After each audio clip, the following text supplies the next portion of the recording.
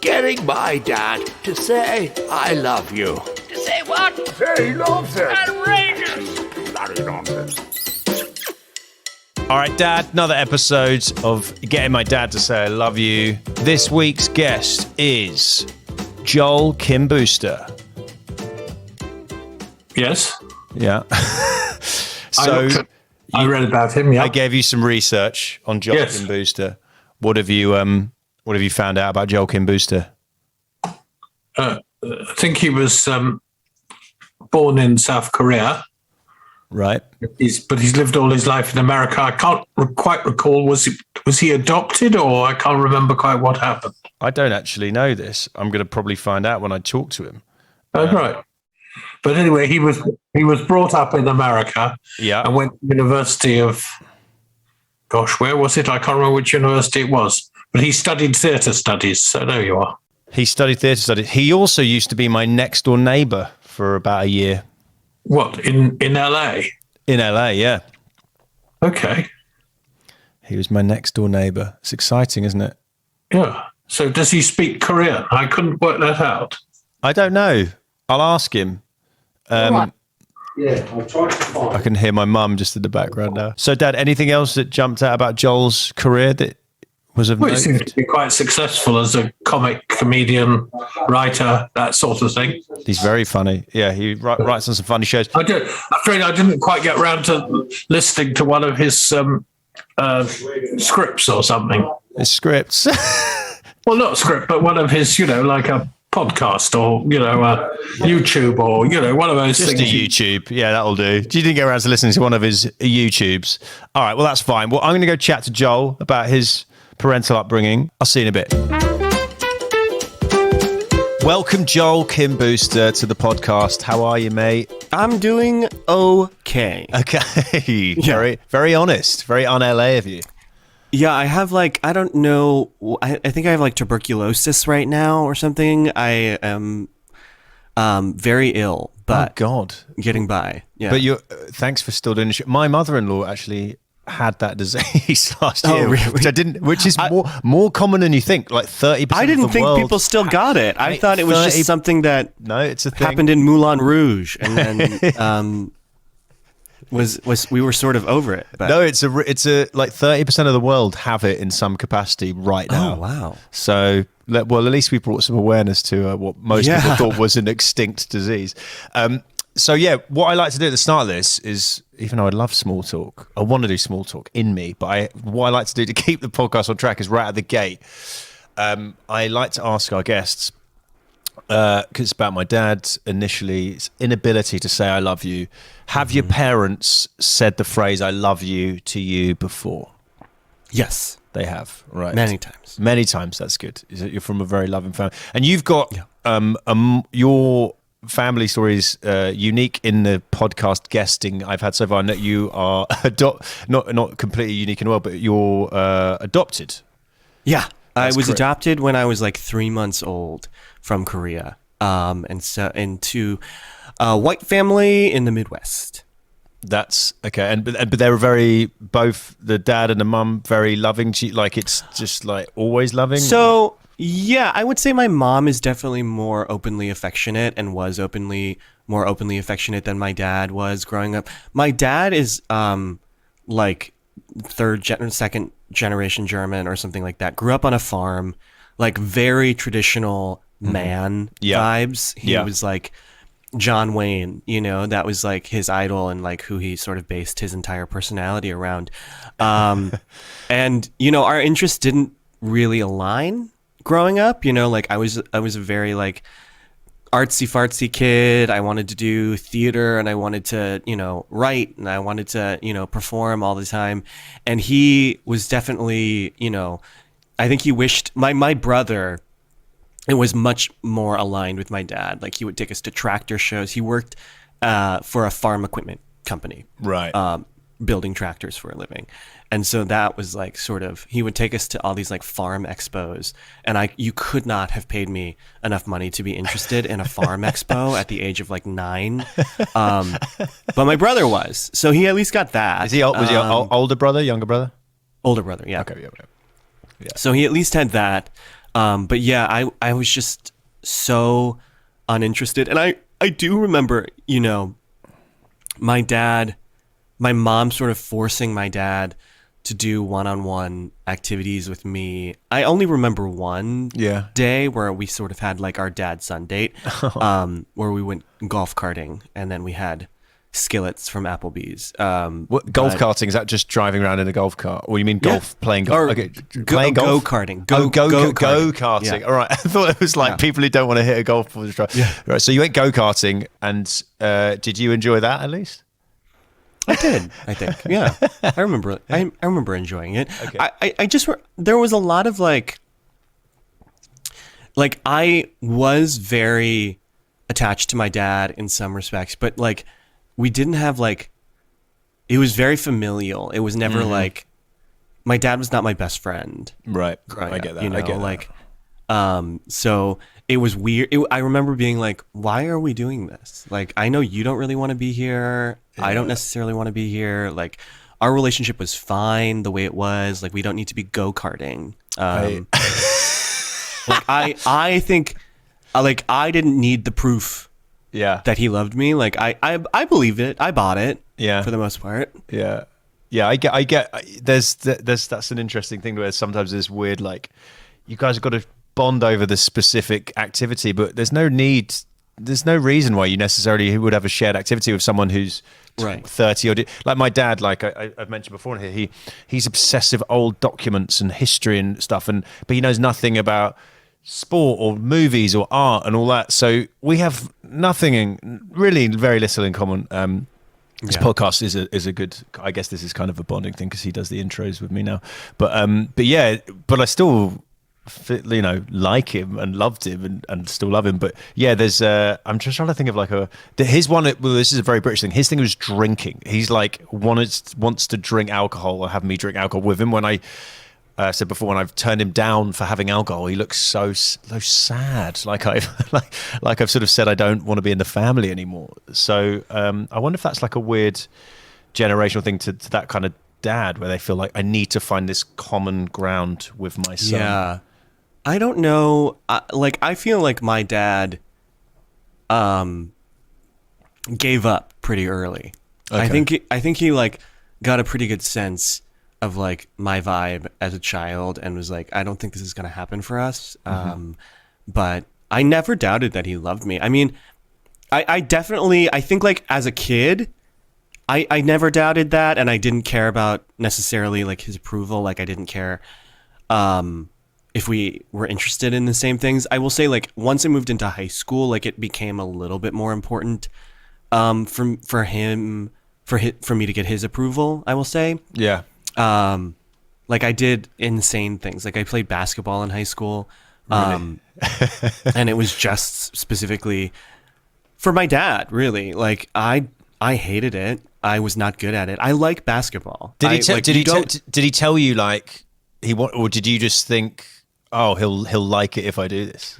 He'll like it was that. Because the thing is like you don't grow up in Chicago in the mid 90s and don't love basketball.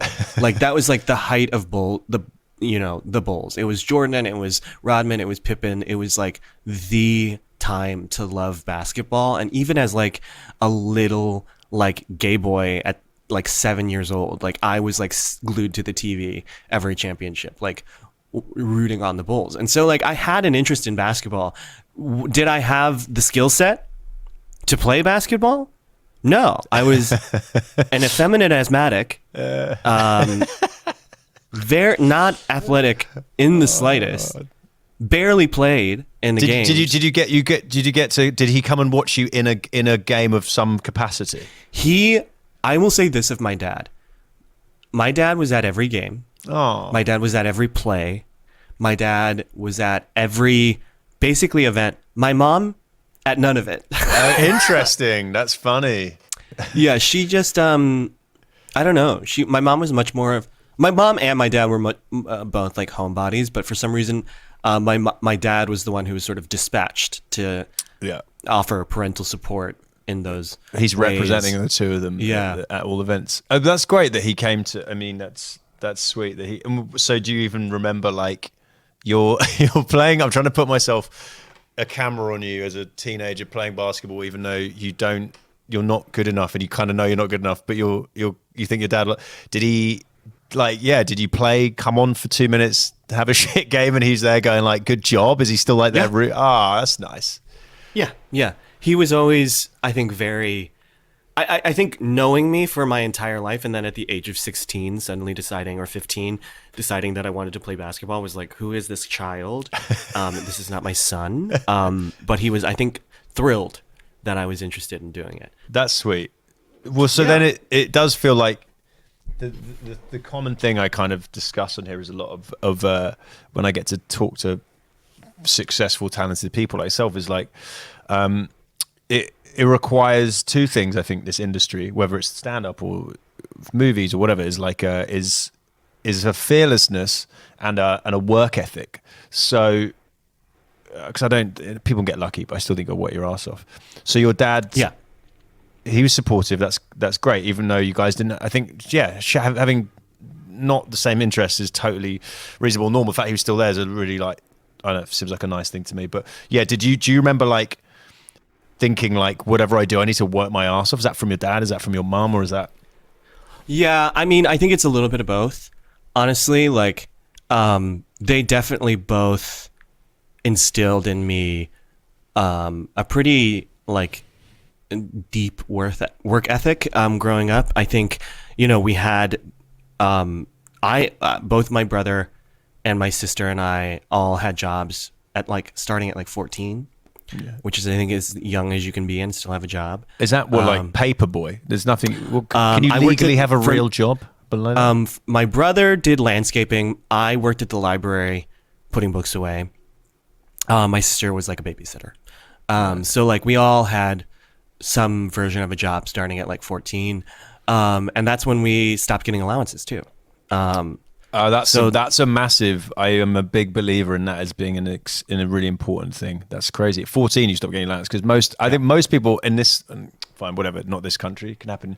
Most people under 18 in, I guess, UK and America, kind of Western society. Western society are used to just getting that lovely free money to fuck about with. I knew people in my early 20s who were still getting like monthly allowances from their parents.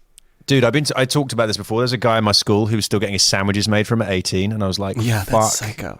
You. I had to, not that I had to struggle, but I had to like put meat in bread at like 10. Like it wasn't like I had people still getting allowed. Yeah, the old trustafarian trust fund kids is a thing. So you from 14, no allowance. So that's one of those things that probably at the time, I don't know, my sister would always complain to my parents, oh, my friends are getting all this stuff, but that's a thing that you could. Were you at the time going, this is bullshit, or were you like just embraced it? Were you just like rolled with it?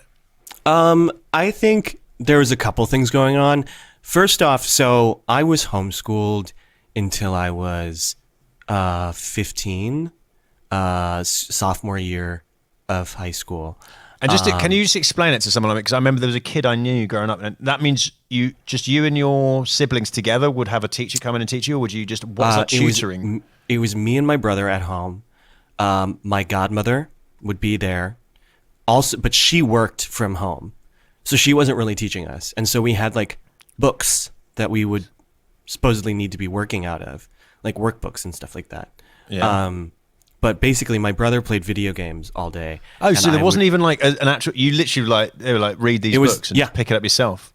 We ran wild. That's crazy. And luckily I love to read. Like I was just basically reading whatever I wanted to read. And then I would like pick up the history textbook and like read it like a book. And we weren't given tests. We weren't given like papers to write until I was probably about like 14. Like my freshman year of high school, they switched me to an online like homeschool thing where I had like a teacher that I was like communicating with on AIM basically. And I remember like the first paper that I wrote, they were like, what is this? This is bad. This is really, really bad. You clearly don't know how to do this. And so they had to really like, the thing was though, is that like my reading comprehension and my ability to write was pretty high, but like, I just didn't know how to like do homework because I wasn't doing it for my entire life. And like math and science was abysmal. Like because all I would do is I would do the math workbook, but I would just look up all the answers in the back. Yeah, I mean, because nobody was paying attention to what we were doing. That's a smart kid. If no one's checking you, so just to the uninitiated, and that is me. What was the logic behind the homeschooling, and then the logic on why did that change? That's what I'm curious about. They were deeply, deeply religious people.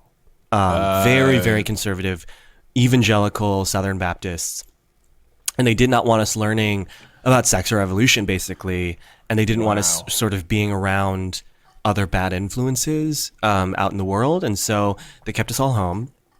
And that the reason it changed because like from the time I was a child, like probably 7 or 8, I was desperate to go to school. Right. Like my family is a family of introverts, and then there's me who just wanted to like talk and be out in the world and be around people and like just like and make friends. And I just didn't have many outlets for that. As a homeschooled kid, I was very lonely, and so I was just like constantly begging my parents to send me to school, and it didn't happen until sophomore year. Finally, I sort of wore them down, and they sent me to a private school, private Baptist school, which was like terrible for me in a lot of other ways. But it was nice because I was finally around people. And then junior year, I switched to public school. And that's when it all sort of came crashing down. That's when I like started drinking and smoking weed and came out of the closet and started hooking up and like all the things that they were scared and worried would happen within a month of sending me to they must have school. been like, well, that's so annoying because that's not the reason you started drinking and doing all that stuff because you had been deprived of it rather than if you just gradually, my dad's been trying to give me wine from when I was about 7, so then by the time I go, I'll drink, but I'm not like I'm not like freedom. That's crazy. That's so funny though. They were like, Christ, we knew this would happen. I wouldn't have literally said, within a have month. Said Christ, obviously, but they didn't know about any of this for like the first year that I was in public school. But like literally I started in September, and by October I was out of the closet, had smoked weed for the first time, drank for the first time, like hooked up for the first time, the whole 9 yards. Like it was like I was off to the races. I was just a powder keg, like I just you deprive somebody of freedom for so long, and then as soon as you get a little bit, you're just gonna go nuts. Yeah, it's like a mum of 2 small children going away for the weekend and just goes fucking crazy and starts doing coke and stuff. That's mad.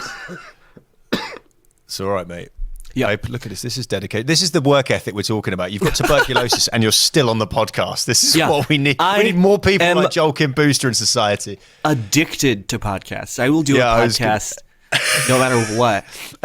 The Republican Party are delighted to have people like you in society who will just keep going no matter what. No crying, just getting on with it. Show up to work, get everyone sick, just destroy my immune system. Yeah. Never rest, always working, never stopping, constantly sick. Keep going. You still, as long as you're giving me content, I don't care about your health. So, but that's mad though. So that's weird that you essentially got a job before you went to school, which is kind of crazy. Yeah. So you must have been in that. You must have been in that library. Like, there must have been also half you. Everyone must be quiet. You must have been like, I want to talk to all these humans who are like. Well, it more so became that like my only friends were these like 40-some-year-old librarians. Yeah, that's like funny. I was one of those kids that like if there was an adult to talk to, I was like chatting up a storm with any. If you were over 40, you were like so fascinating to me. I just wanted to be friends with women in their 40s, which is like, other than the sucking dick, like the gayest thing about me as a child was just like, I was like from the time I was like a young child was like, oh my God, you're a 40-year-old woman. I'm going to worship you. And that hasn't changed.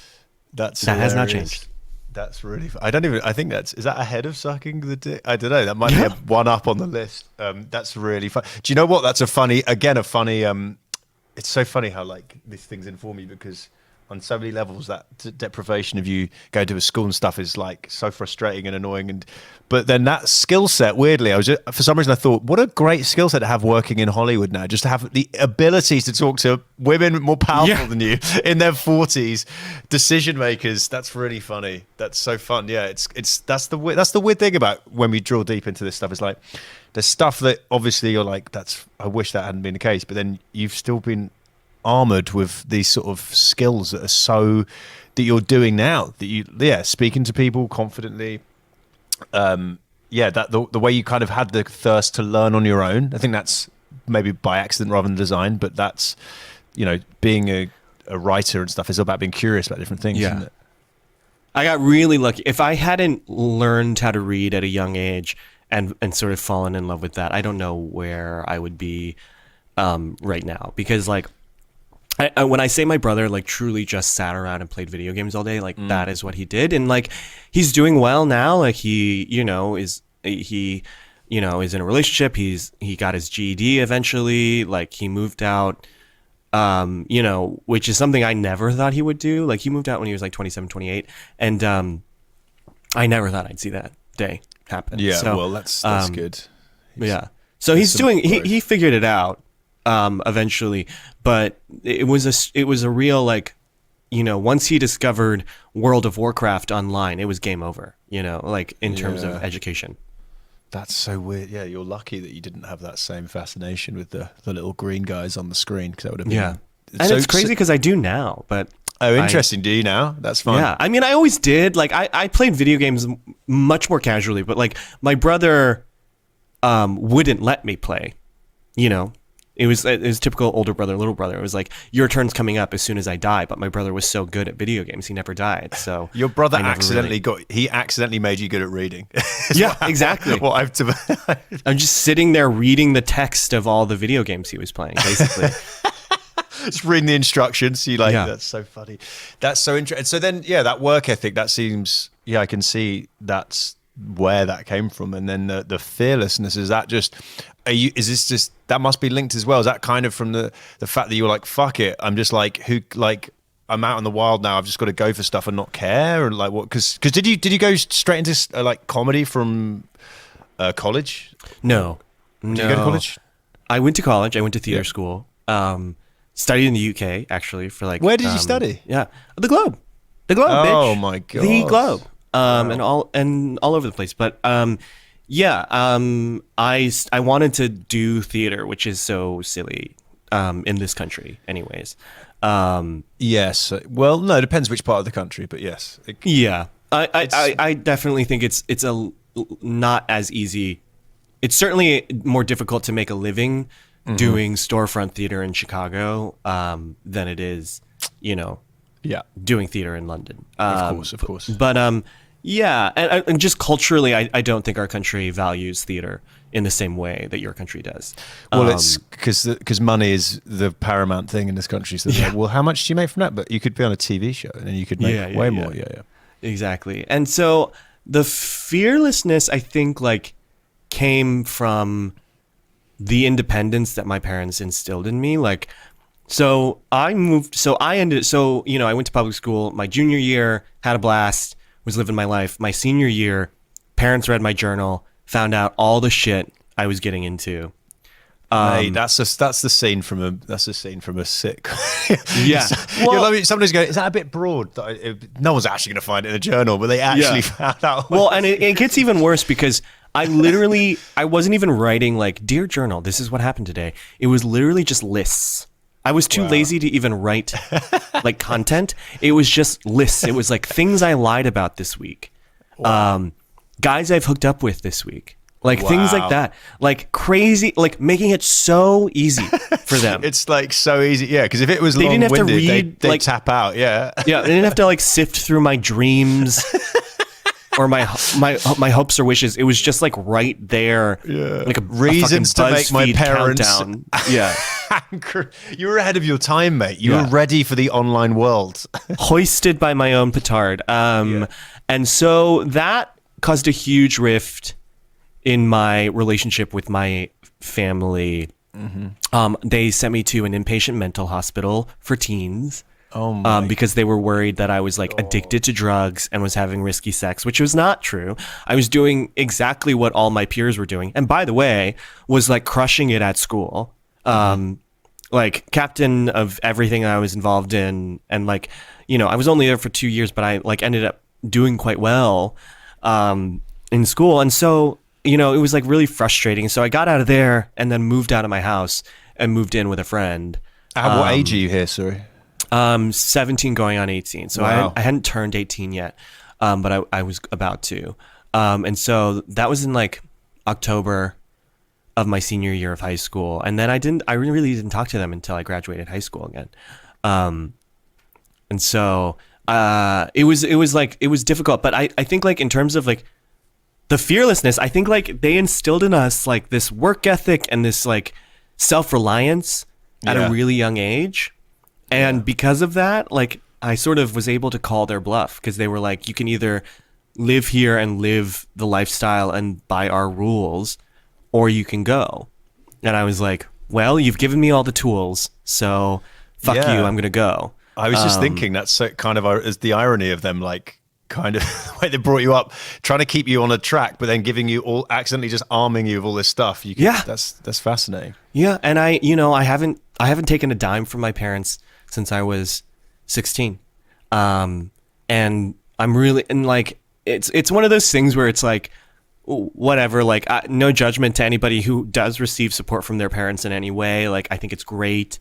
But like I'm really deeply proud that I am. You should be. I've been able to like be self-made in that way, and I'm grateful to them. Honestly, like at the end of the day, like I've kind of come swinging back around and been like, thank you for making it so that I could do all this on my own. And I think like that was the start of the fearlessness. Like it was sort of like I was on a ledge, and I was like, I don't want to jump. And then my parents sort of forced my hand, and I was like, well, I guess I got to jump. And from there, nothing felt as scary, moving to New York to pursue comedy, moving to LA before I had a job, like all of these things, sort of, I can trace it all back to that moment of being like, no, I'm going to live my life and I'm not going to let these people control me completely. And, things we reconciled and like things are much better, now, like a lot better. But it took a while to get there. Yeah, sure. I bet. So are you now at the point where, I guess they're so culturally different in the way they view the world, and I assume, are they still as religious as when So how do they feel about when you get your, you got a movie coming out soon, you got stuff. Do you tell them when you get good news? Do you care? Do they care? No. I think I don't think my parents have ever seen me perform. They've never seen any of my stand-up. They don't know about the movie. I was on one season of an NBC show that got canceled, and like that's the closest they've gotten because they were like, "Hey, we saw this commercial on TV. Are you on a show right now?" And I was like, "That's a funny way for them to find out." And I was like, "Oh yeah," but like they're so uninterested in the kind of work that I'm doing, because they know they wouldn't like it or agree with it, that I'm fine with them. And quite frankly, like it is one of those things again that happened really early in life, because like, my mom, like I said, never came to any of my high school plays or musicals or anything like that. And it really did sort of like release me from caring what they thought about what I was doing. Like parental approval is just not something that is in me. It's not something that I seek. It's not something that is important to me by any means. And it is all just sort of for me, which is freeing in a big way. That sounds way too healthy for this podcast. that's like, I'm jealous of the fact you don't. Yeah, you're just doing everything for you, and you don't. Yeah, that's the most sound-minded way of dealing with all this, I think, because it's so fucking up and down. So when you're you have people you can share your good. You got so much good. I feel like you've got people you can share your good news with, though, right? You've got sure. tons of mates and. Yeah, I've got tons of friends. I've got a lovely, boyfriend that is very supportive, and I get what I need from other people, and that's always sort of been. I think a lot of gay people, queer people, in general, really relate to this. But like, you find the family that fills in the gaps. Like I love my family. I love my parents. I love my mom. But it is like they cannot be everything to me. Mm-hmm. They cannot provide everything emotionally for me. And I just know that. I just know their limitations as human beings. And I don't begrudge them that. I just had to find, people in my life that could fill in the gaps and sort of like support me in the ways that they can't. And that was like, once I figured that out, I think it was really life-changing. And I think a lot of queer people sort of are forced into that realization really early on. Yeah, that's a really I've just started therapy for the first time out here, which is like so cliche in LA. Thank you. Have to it's like illegal to live here for this long without doing it, but my guy says something about, which is there's a word, I forget, there's an actual word for it, but when you get to an age and you realize when you're young, you see your parents are up here all the time, and you get to an age and you're like, oh, but I feel like you got this much earlier than most people, which is you're not looking up to them as these perfect people. They're not on a pedestal for me. They're not on a pedestal. Yeah, exactly. Yeah, you've known that for much longer than I guess a lot of people, including myself. And then it's kind of just like accepting them, because this frustrating, my dad, I love him. He wants to be part of this project and all this, but stuff he does frustrates me. But then there's a point where I still find myself wanting to like just tweak him into something else, but actually just learning that that's who they are and the way they are, and not hating on them for that. But then having those other people to fill in the gaps that feels like a really healthy aid toward that. Yeah. Right. Normally a lot of people in our position choose either podcast or therapy. And for you to do both is really huge. There we go. Most people in LA in our business would say like, "Oh, I'm just gonna do the podcast, and that will be my therapy." Oh God! Or just do like a lot of exercise. That's the other one. I'm just working out a lot. Oh yeah, yoga out the trauma for sure. Come here, son. Have you done therapy? Yeah. Oh, you've done it. But you're talking like someone who is very healthily knows everything. So that's why I meant it.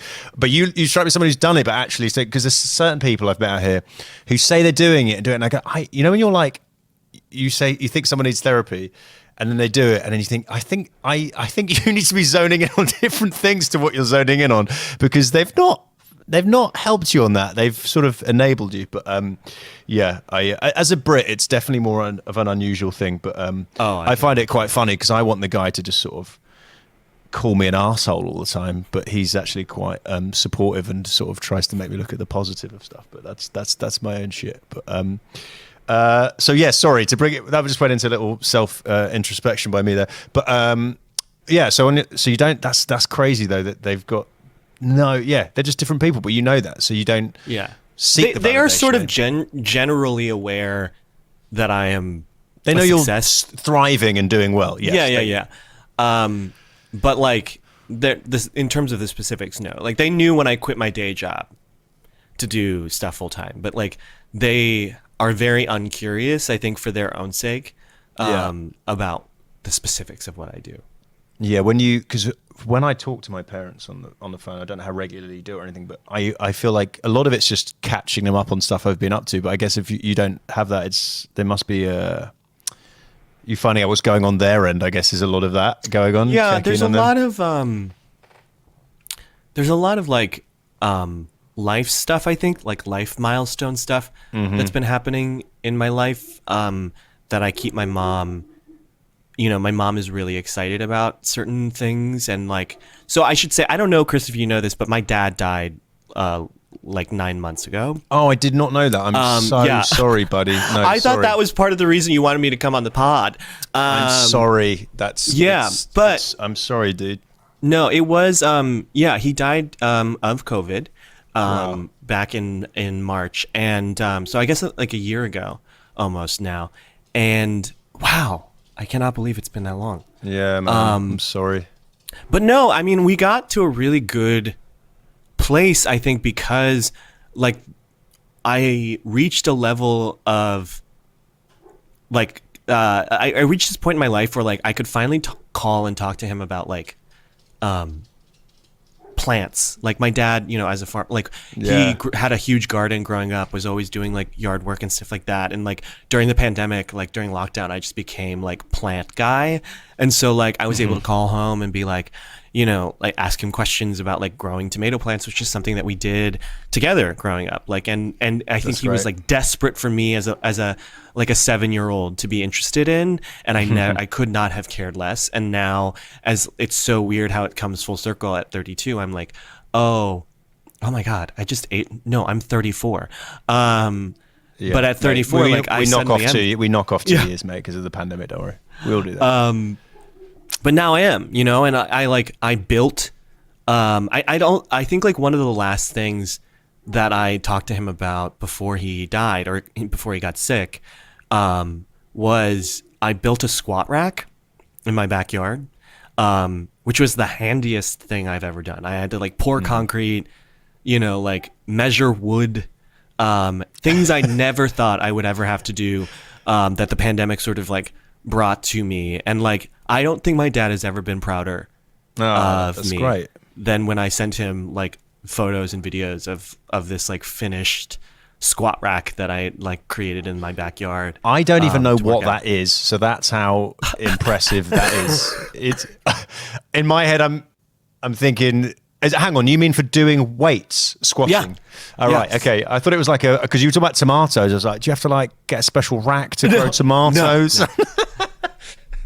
No, this was like amazing. So that I could like work out like prison style in my backyard. That's great. That's amazing. Yeah. But that's yeah. I mean, I'm terribly sorry for your loss. That's fucking brutal. But it seems like to be able to, even those moments that you managed to share like that, that's kind of what it's about, isn't it? In a weird way, just like not necessarily doesn't have to be every fucking thing we do but if you could just have those little moments of connection with someone, that's kind of what life's about. I feel really grateful that by the end, like our relationship had reached this point where that was where we end, like where things sort of left off, is that, we had reached the impasse, I think, of like, this is my life. That's not going to change.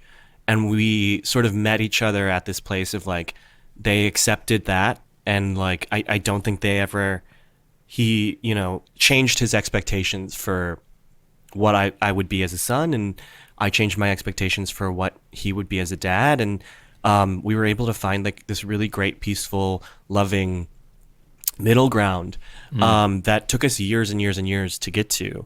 Because I just think that like, because we were such different people, my dad we were so frustrated with each other. Like I'm much more like my mother than I am my father. And I think that like, we just spoke different languages the entire time I was growing up. Like he was this stoic, like, farmer basically. And I was this like effusive, like loud gay kid basically, who wanted to like yell and scream and be the center of attention. And that was just like anathema to what my dad was so shy, like would not talk, like just like anytime he would come to basketball games, like other parents would try to engage. And I think people always would be like, is your dad like kind of rude? But I would be like, no, he's just like painfully shy as a person. And that was just like not who I was. Like I just wanted to be out and about and around people.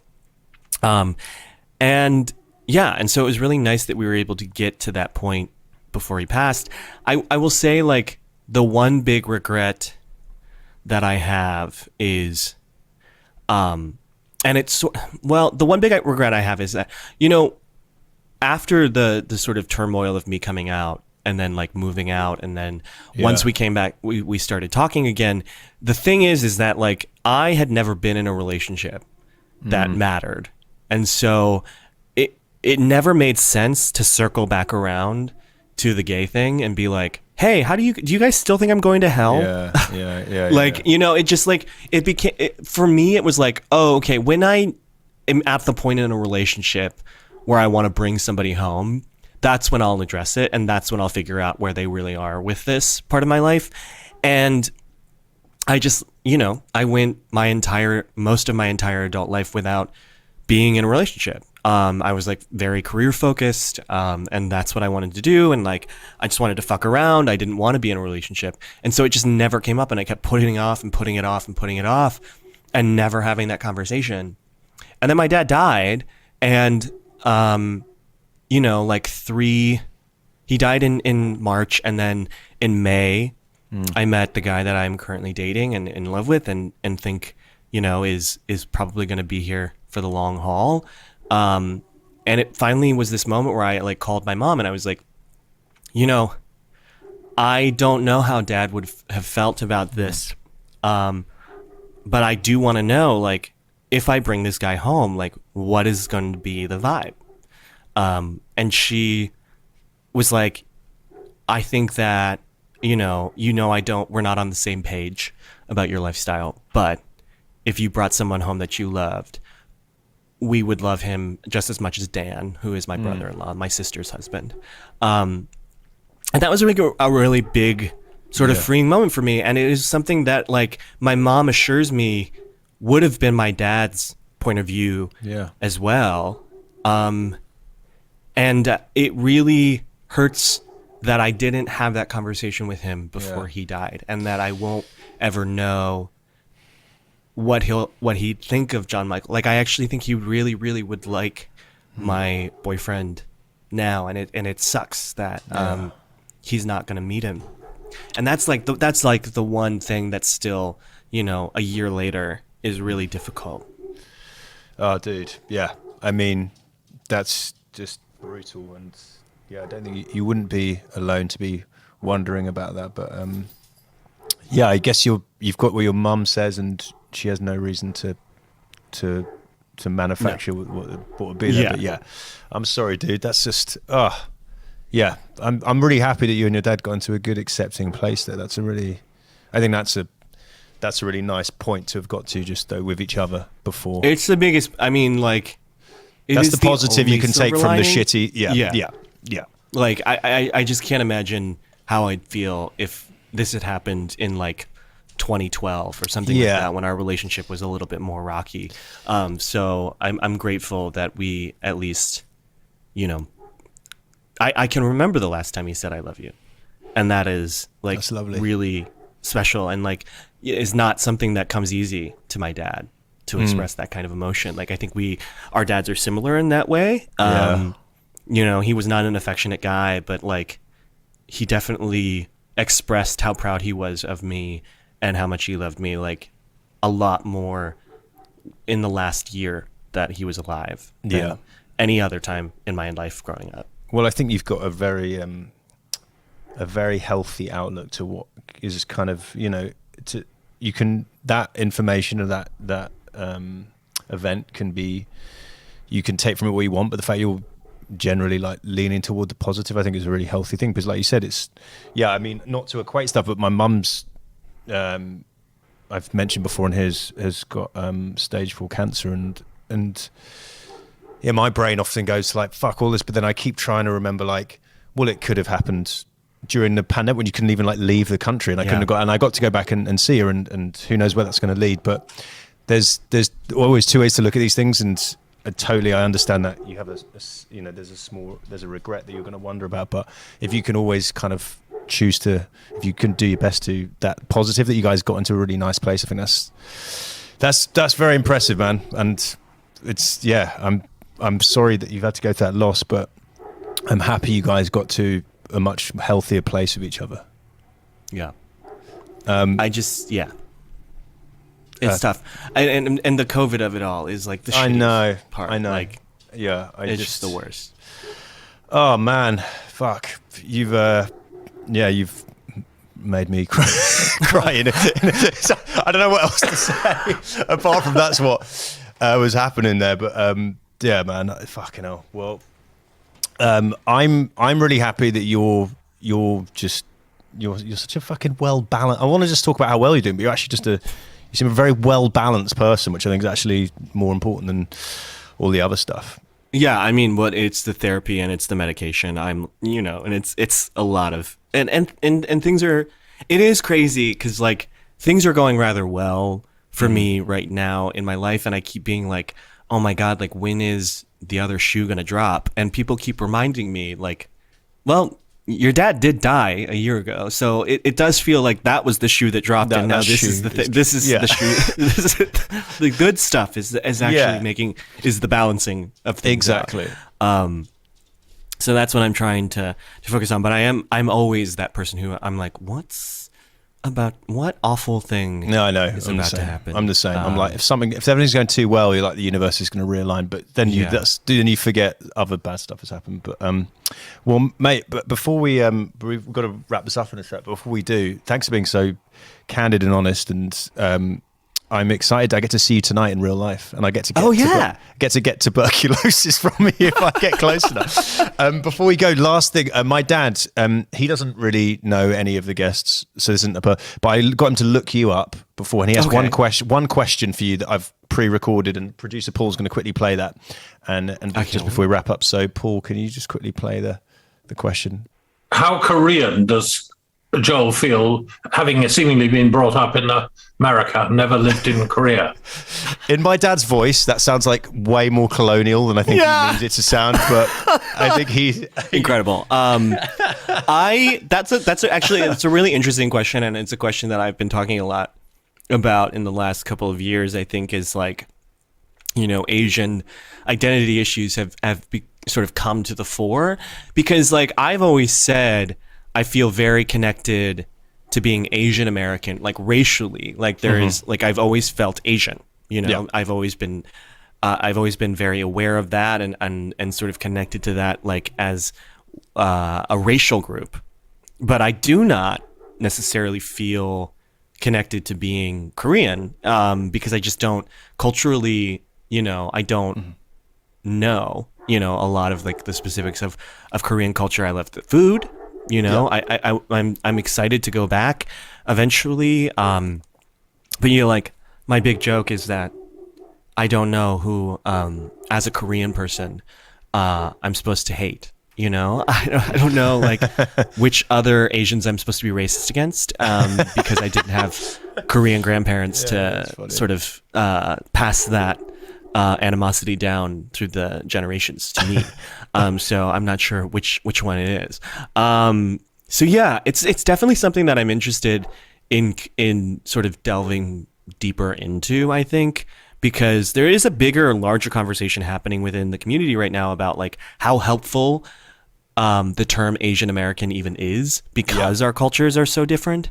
And lumping us all together doesn't necessarily assist, because I think you look at things like college admissions where they're like, Asian Americans are being hurt by affirmative action, when in fact, like, that's not necessarily true. Like when you look at like, people love to sort of point to Asian Americans as like this model minority because they're doing well, and like, oh, if the median income for Asian Americans, quote unquote, is much higher than a lot of other races. But if you actually break it down by ethnic group, like there are like, communities of Filipino immigrants that are living so far below the poverty line that like it doesn't make any sense to look at just Asian Americans as a whole.